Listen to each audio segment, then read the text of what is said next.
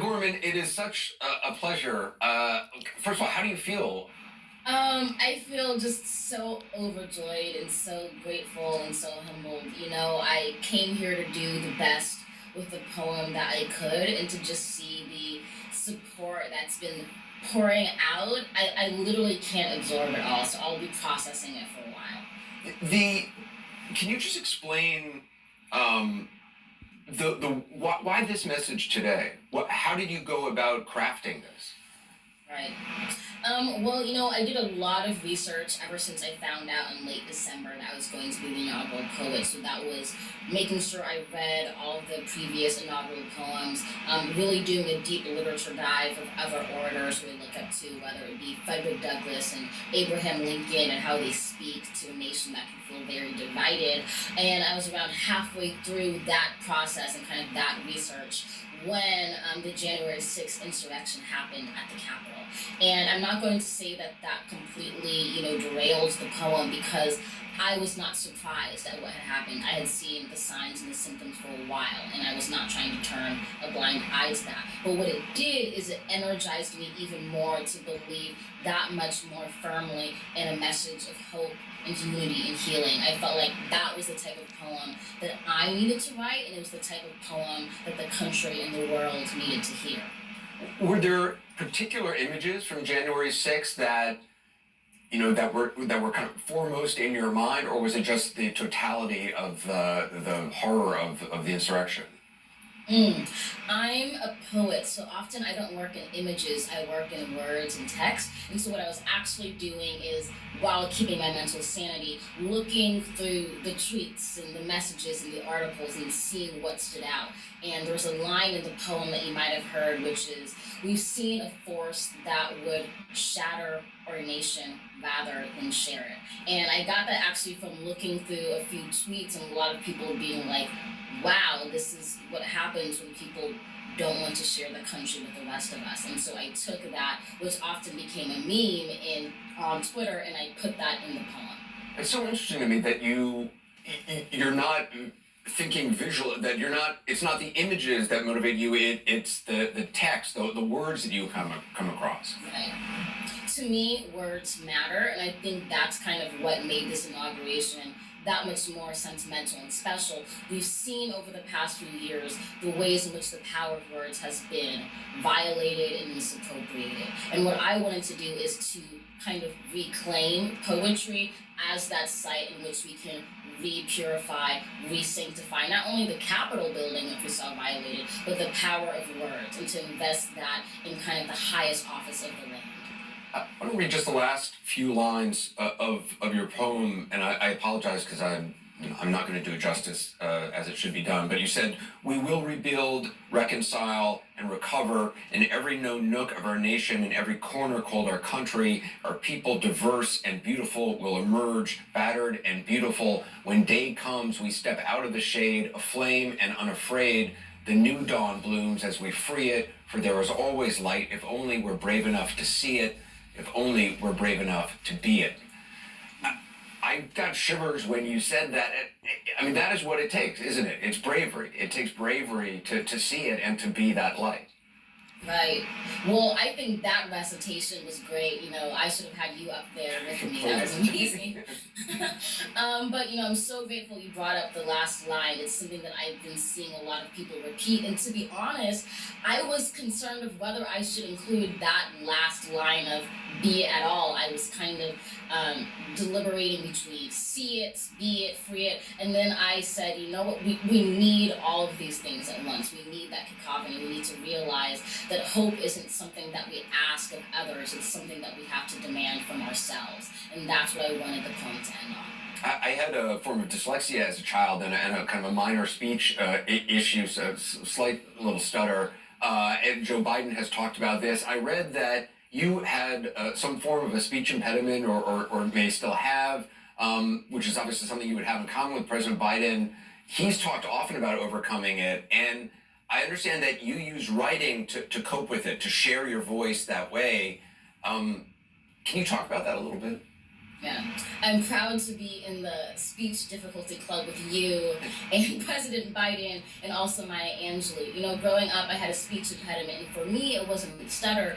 It was, dropping a whole swath of letters in the alphabet. So for, I want to say, most of my life, up until 2 or maybe 3 years ago, I couldn't say the letter R. Even to this day, sometimes I struggle with it, which is difficult when you have a poem in which you say rise like 5 times. And so for me, I used writing, one, as a form of self-expression to get my voice on the page, but then it also metamorphosized into its own speech pathology. So the more that I recited out loud, the more in which I practiced spoken word in that tradition, the more I was able to teach myself how to pronounce these letters, which for so long had been my greatest impediment. Well, I understand. Was there? I know there were some Hamilton references today. I caught as a big fan of Hamilton, and I know Lin-Manuel Miranda also caught them because I know I saw those tweets going around. But I understand. Is there something about some of the stuff that Aaron Burr said in Hamilton that you use for your speech? Right. So, like I said, it was as recent as college that I was still struggling to say the R sound. And so, one thing that I would do to try to train myself to say it is I would listen to the song Aaron Burr, Sir, which is just packed with R's. And I would try to keep up with Leslie Odom Jr. as he's, doing this amazing rap. And I'd say, if I can train myself to do this song, then I can train myself to say this letter. And so that's been a huge part of my own speech pathology. It's why I included it in the inaugural poem. Also beyond that, I think Hamilton is just such a great kind of American cultural piece of what it means to be a better country. It was really hard for me not just to copy and paste my shot and email it to me. Here's my poem. No one would have noticed. Yeah. No one would have noticed. But I cite my sources, which is why I tweeted about Hamilton. I'm really proud that I was able to incorporate that in there. I understand you have a mantra that you say before every reading you give. Can you reveal what that is? Certainly. I do it whenever I perform, and I definitely did it this time. And I close my eyes and I say, I'm the daughter of black writers. We are descended from freedom fighters who broke their chains and changed the world. They call me. Wow. Wow, you're awesome. I'm so transfixed. Liza, your mom must just be so proud of you, and your whole family, and you must be so proud of them. Yeah, I say, I'm proud of us because this really takes a village. I have so many supporters, so many organizations that have supported me, whether it be Urban Word, the National Youth Poet Laureate Program, or White Girl LA, where I got a lot of free creative writing resources when I was that skinny girl with a speech impediment who needed a mentor. My mom is actually filming me right now as I do this interview. So like I said, it takes all of us being present and lifting me up to climb this mountain. Well, Mom, congratulations. You've certainly done an amazing job. Lastly, Hillary Clinton tweeted a picture of you from the inauguration today saying, wasn't at the Amanda Gorman's poem just stunning? She's promised to run for president in 2036, and I, for one, can't wait. President Gorman has a nice ring to it, doesn't it? Yes, it does. Madam President Gorman, I like the sound of that. Yeah, well, I think a lot of people like the sound of that today. Thank you so much. It's just thrilling to see such a bright talent suddenly burst like a supernova. So thank you. Thank you so much. I mean, Really? how great is she? Unbelievable. First of all, for the rest of our lives, we're going to know who she is. That wasn't a star being born. That was a supernova being born. And at the right time. And you know what? No pressure, no diamonds. No pressure, no diamonds. She has gone through something, and she's arrived at a place in herself that the country can arrive at too. The poise, the presence of genius. She is a priestess, for a nation that needs it. And she's not alone. There's a generation out there. Well, There's a generation out there. That's the thing, I mean, she is extraordinary beyond words. I mean, I'm right there with you, Anderson, on the fanboy thing. Yeah. I mean, it's just impossible to watch her and not be completely blown away. But then you wonder how many other kids like that are there? Totally. Ding, ding, That's- ding. And that Right. gives you hope. That's right. Yeah. Yeah. That gives you hope for the future. I mean, and that is part and parcel of why this day was so glorious. It's also the difference between kids who have a family that is able to, embrace their talent and show up in their life, and others around and organizations. I mean, it's just It takes a village. Look, I've been blessed to get a chance to work in places like Oakland, and you find these young people, and you just cannot believe we are wasting so much genius in this country. But all the food fight at the top, so much pain and promise at the bottom. And I think, was it Jill Biden that discovered? Jill Biden discovered Tell that her. story. She was. I don't know this firsthand. I think it was in the Times today that Jill Biden went to a reading in Washington and heard her. Yeah. And said, "This young woman is amazing," which of course she is. And can I just add one thing about her as a girl who does her homework?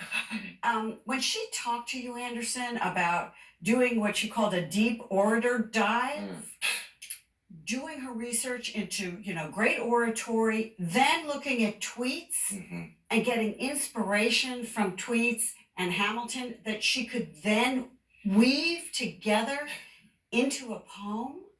It was But also to be writing remarkable. first of all, the pressure of writing a poem like this Yeah. is extraordinary. The greats who have spoken on this day, and then to have the events of January 6th occur, and as she said, it could have derailed the poem, and I mean beyond just derailing democracy, Right. and yet she was able to incorporate it in her own way. There is a great line about writing, which Joan Didion said that we tell stories in order to live. And what she meant was that literature is an empathy machine. It forces us to put ourselves into the shoes of another person and to see ourselves as inhabiting this larger thing.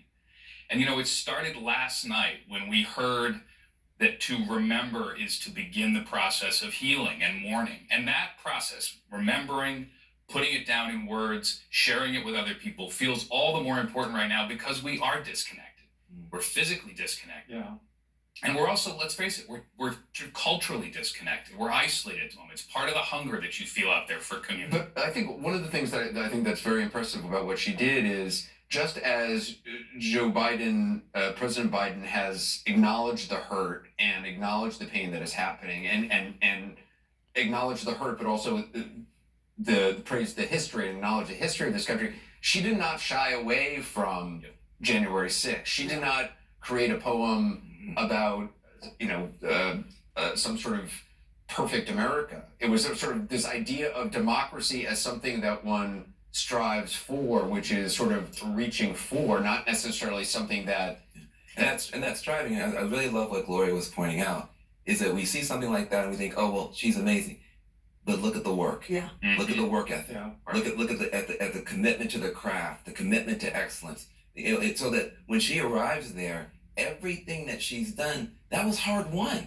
And that's the other thing too. Well, I'm great because I say I'm great. I'm the biggest, I'm the best, I'm the greatest, even though I haven't read my briefing book all for a year. Right.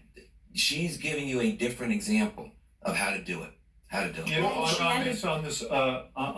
the point about the 6th and how it changed her, she didn't surrender to the horror. She didn't surrender to the awfulness of that, and she emerged realistic but hopeful. I mean, that is really what democracy is. Constantly a struggle between cynicism and hope. And what you want is to embrace hope, not unrealistically, but you want to strive for something better. You don't want to submit to the idea that we can't get there. And what this whole day was about was that we can hope and work for that better day, that we don't have to surrender to cynicism, we don't have to surrender to division. In fact, that we can conquer the things that we are ailing from right now if we come together and recognize our common humanity and our common concerns. And her poem, her spirit, this whole day spoke to that. So we don't know what's going to happen tomorrow. Tomorrow may be a rougher day, but it certainly has changed the trajectory and the kind of our self-image for the moment, and gives people a little spark. It's a good beginning. Really a spectacular day from start to finish. I mean, to me, poetry is something that's always mysterious. I don't quite understand it.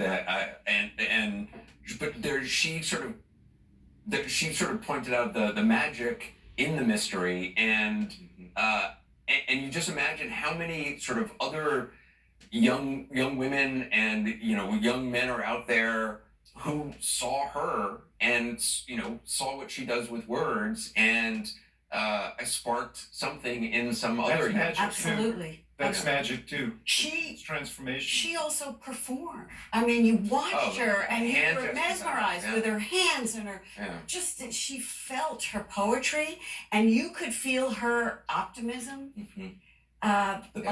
along Your with recitation her. was good too. Yeah, Anderson, you got a good The power discourse in Washington D.C. has usually been law and policy. Her language was more powerful. There's a new power language of youth poetry that can change the world too. Stay with us. Our special coverage continues.